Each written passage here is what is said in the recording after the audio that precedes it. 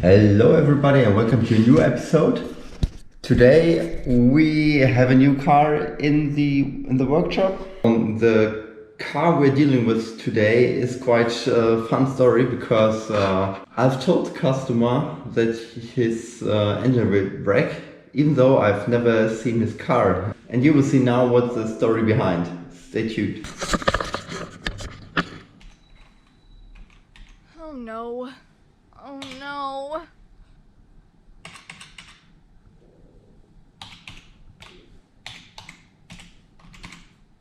A few months ago I've just been on YouTube surfing for a few videos, new clips. The YouTube algorithm suggested to me this channel, Cars on the Autobahn, a quite popular channel with over 100,000 subscribers.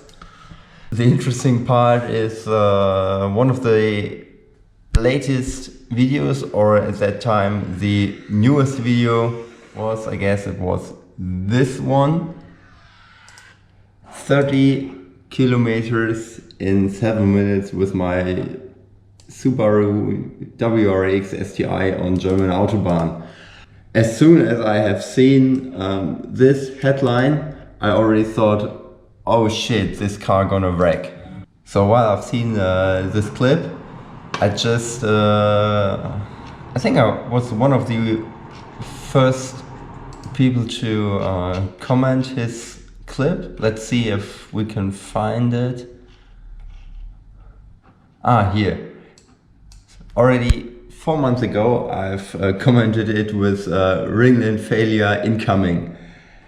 And the funny thing is, 2 or 3 weeks later, the customer from South Germany called me and told me that he got a ringlet failure.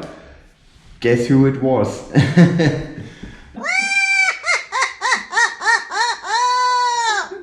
Just after he did his full throttle run with over 260 kilometers per hour, I guess, for 7 minutes, he got a ringlet failure, as most of the STI here in Germany get after doing something like this.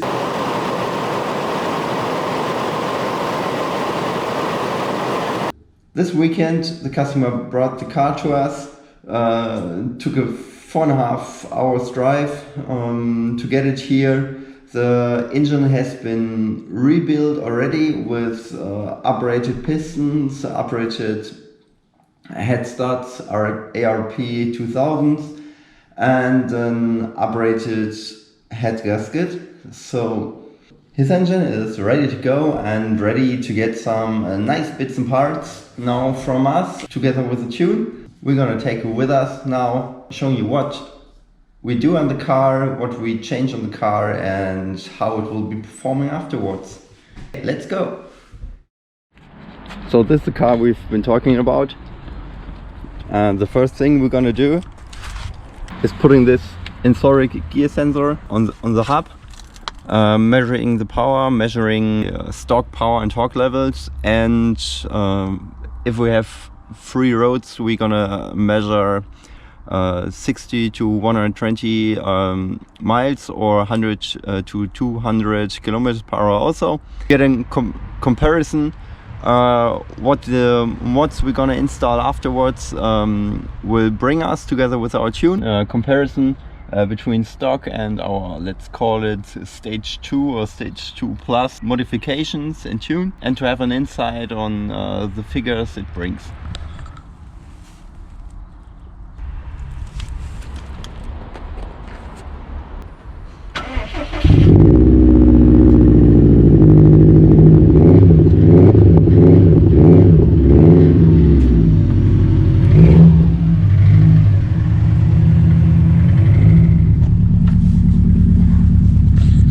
Okay, here we are. Do you hear that?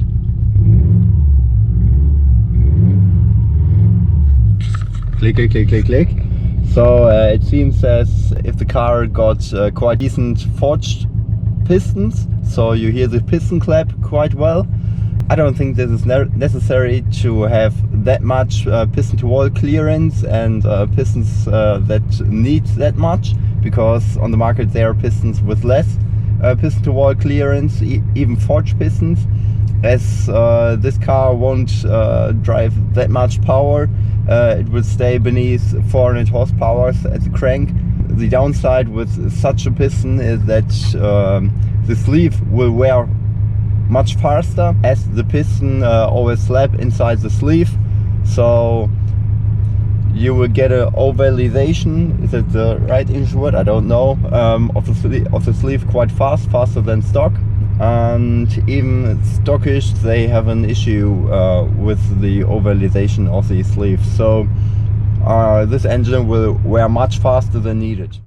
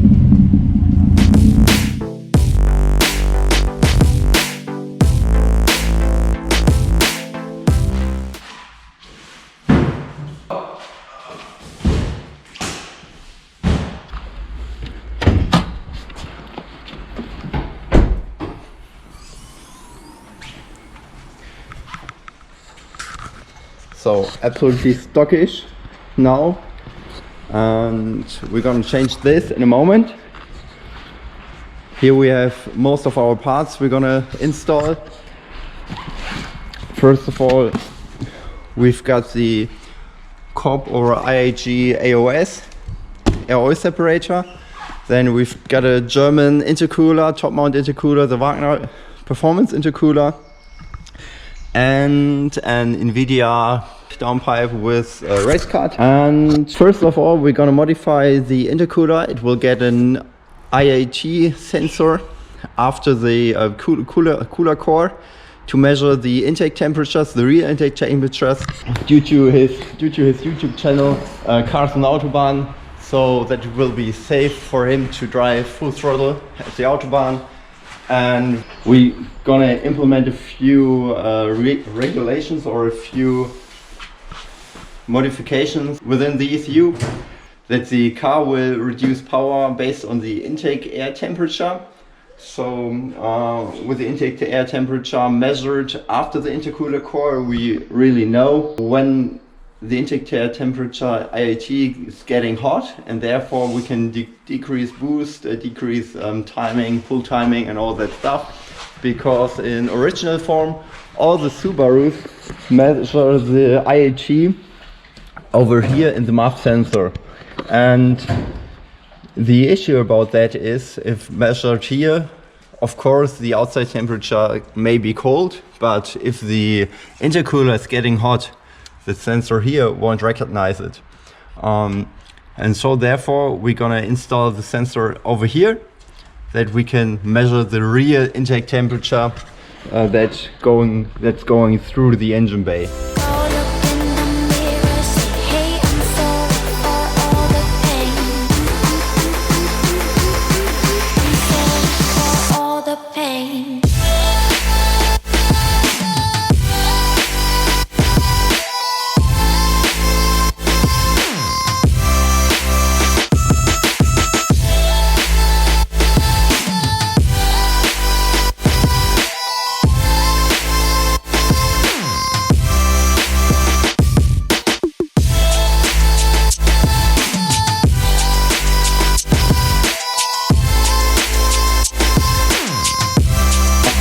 The preparation for the intake temperature sensor.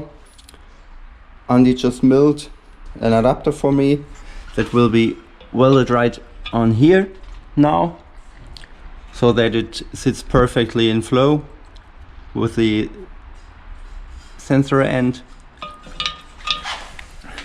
So for this I've just removed the powder coat on here. Sorry Wagner for that. Destroying a new Wagner competition intercooler, but we're gonna need it for this. And now I bring it over to my welder. Vic welded it for me, and then we can install it. So meanwhile, Ricky tries to install the IIG AOS. He's reading the instruction manual, and we have a little competition here. He tries to install it faster than 5 hours, which are stated by IIG for installation time. Let's see if he can manage it. Over here we have a really nice Audi AT from a friend of mine. He changed the hubs to B4 hubs for bigger brakes, installed KW version 1 and ABK engine from the B4, and maybe we will be tuning it, the ECU, in a few weeks. One day later. Hey, new day has started. I just want to give you an insight of what we've done so far. The COP or IIG AOS is in. The Wagner top mount intercooler is also in. The IIT sensor is mounted. The Invidia downpipe is also in. And the modified heat shield, original heat shield, that it looks stockish.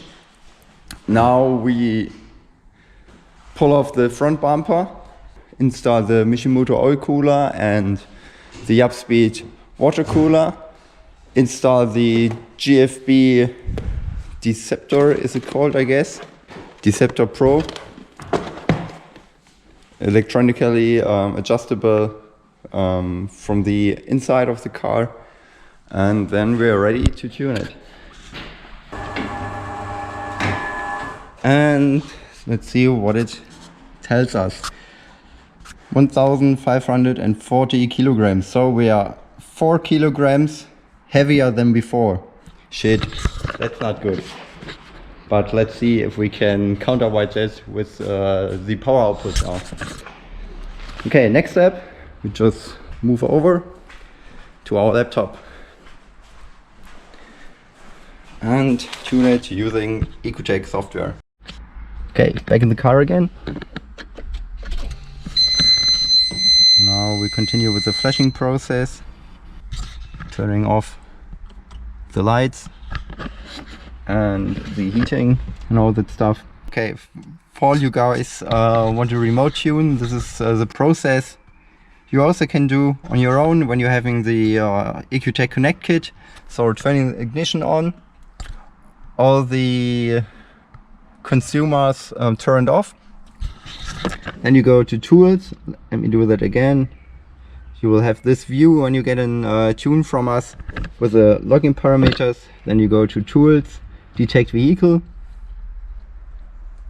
In a few seconds, then you can go ahead to program engine ECU, enter the utility mode. And I've chosen a wrong file at the moment. I need to use the right one. It's the 2015 STI model we need to tune here, and I'm gonna prepare that now, and then we go to program ECU, and afterwards we're done for the first testing. So now we click on program ECU, and then it takes a few seconds before we can see the flash progress on the bottom over here in percent and seconds. So it's quite fast with these models, around about 2 minutes, and then we're ready to go.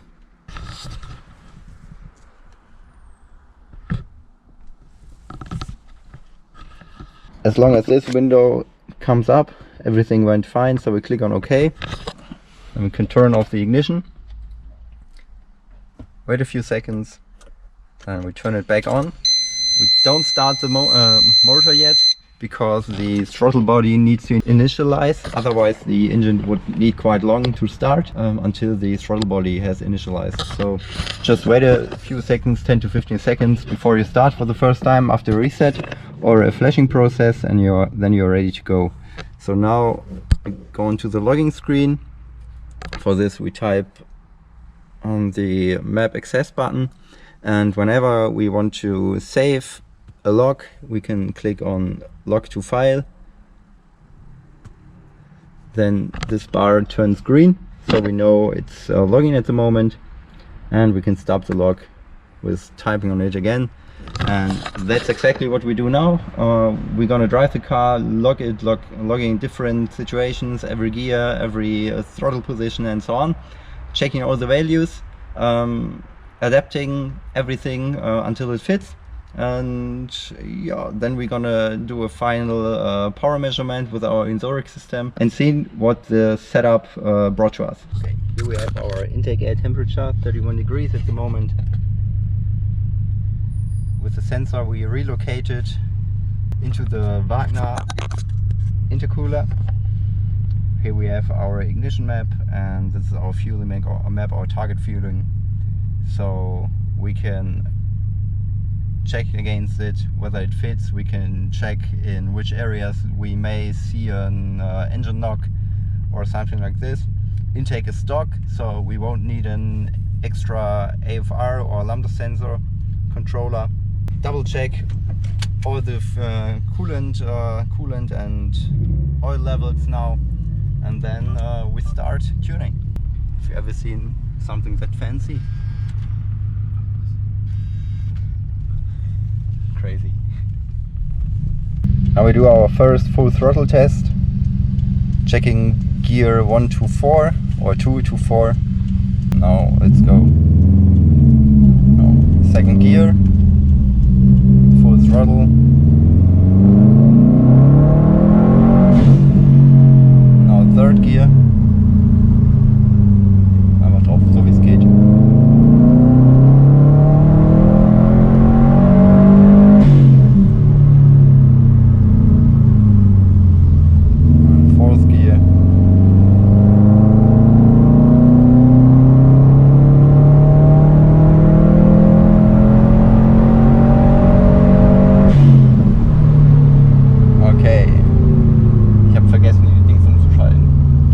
Okay, guys, I've forgotten something.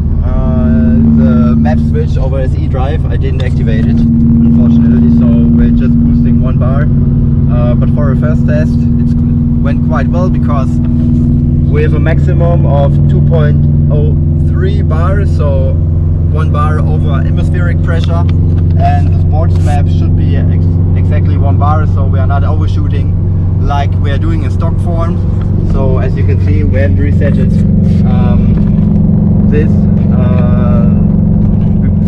Before the rebuild, so in stock form, he already did 1.27 bar. We're gonna reset it right now, and now we're just at 1 bar. If you full throttle it again, we're just hit it exactly 1 bar without any overshoot. Okay, now we do another reflash, activating the sport chart mode.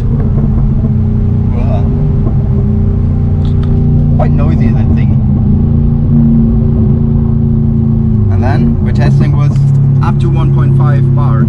Stay tuned. Let him overtake. Ah, this is the sport chart mode. Yeah, let's turn around here.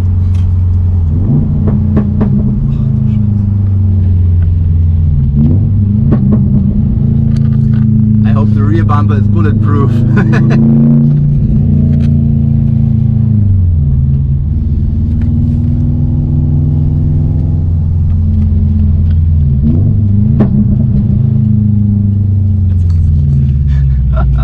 This is how a nearly straight piped stock exhaust sounds like.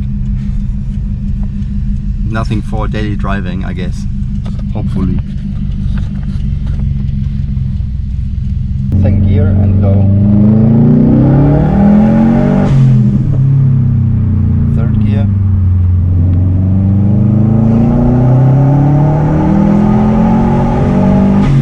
Fourth gear.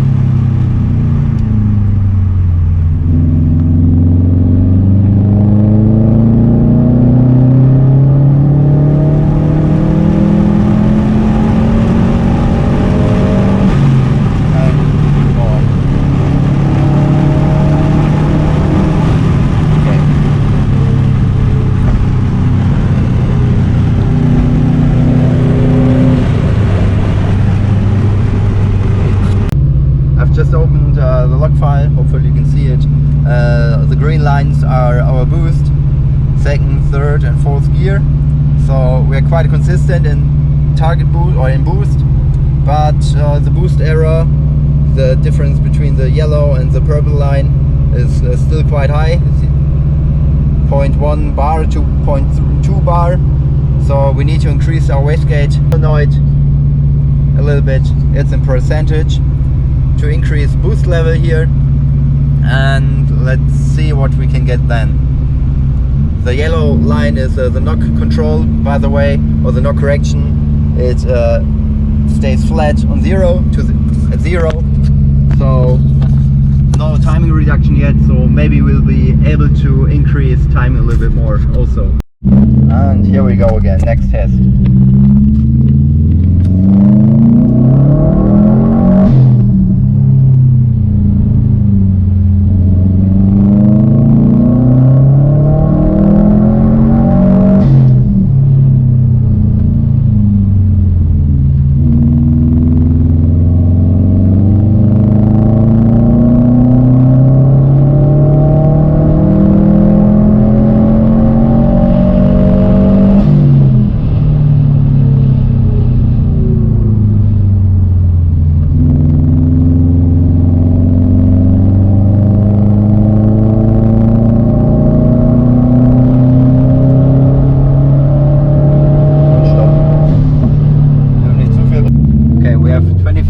Outside, and after we standed at the we parked for a few minutes, the intake air temperature went quite high and stayed at about 50 degrees like now still.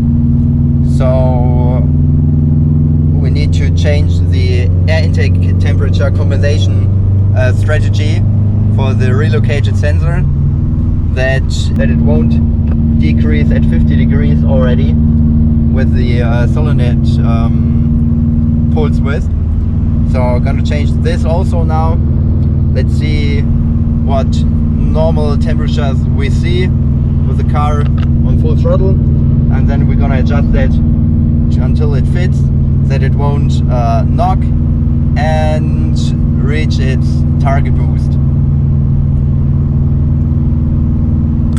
Okay, we're seeing a maximum of 1.4 bar for a short moment, but it can't hold 1.4, and it is also not going to 1.5 bar, although our wastegate solenoid control is nearly maxed out. So what does that mean?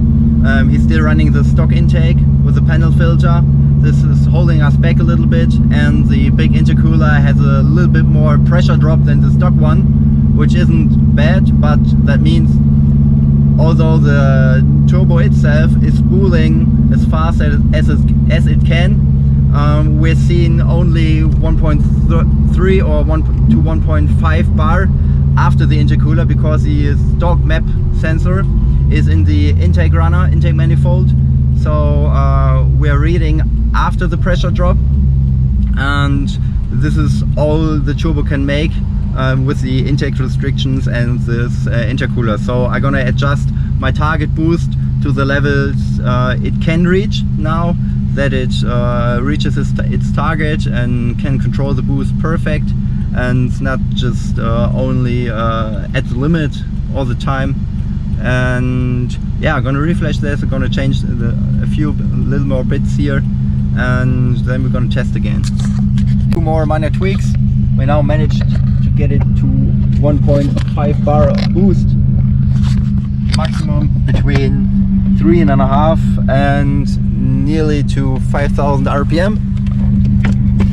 Last thing we're going to check is whether or not the launch control works.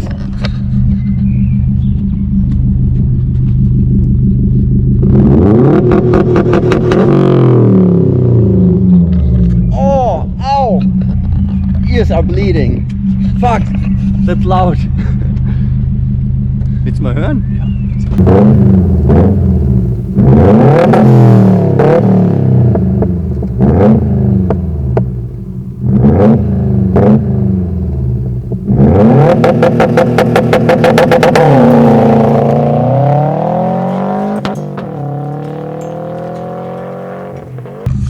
Oh man.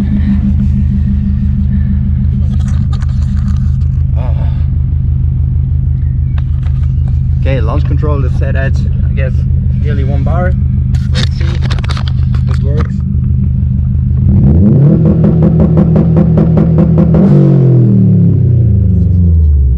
Yes, 0.8 bars at 4,500 RPM. I can change the launch RPM with the cruise control stack. So if I'm in the launch control,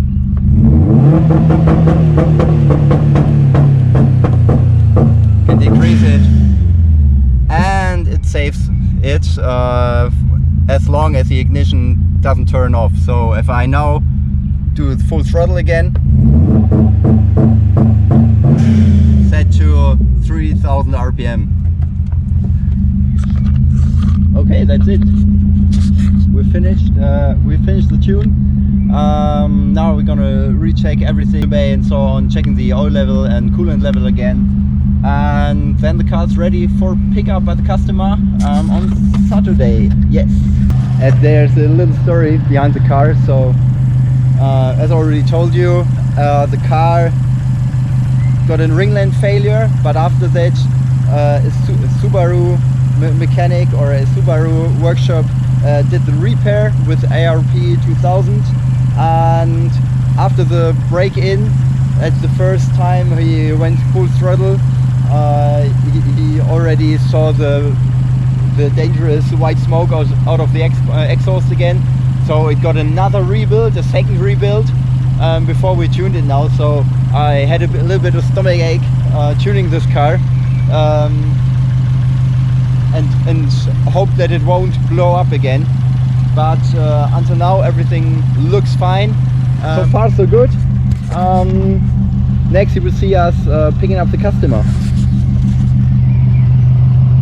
What I forgot is the output measurement. So as I told you, we've used the Inzoric to measure it. Now here we have our gear sensor measuring the RPM of the wheel. We've set all the parameters, the wheel size, the weight. We've just weighted it with our intercom scales. We've set the gear chart for the fourth gear. We set the ambient pressure, the air temperature, and so this is the chart in fourth gear. This is the power at the wheel, and this is the power at the engine, and the green line is the torque line. So you can see we exceeded 350 crank horsepower with 98 octane fuel, ROZ, European octane, and a torque level of 550 Newton meters. 540, let's see, here we are. So the corrected number is the 352 horsepower, but with the ambient temperature of 22 or 23 degrees, today we hit over 360 horses and 544 Newton meters. So I think the result is quite good, having in mind that we're running the stock intake and only having Invidia 3-inch downpipe and stock exhaust with a muffler delete, as you can hear, definitely can hear. So At 98 octane, I think that's a quite good result with 360 horses at over 20 degrees Celsius outside. So yeah, I think the customer can be happy with his car. Still running there.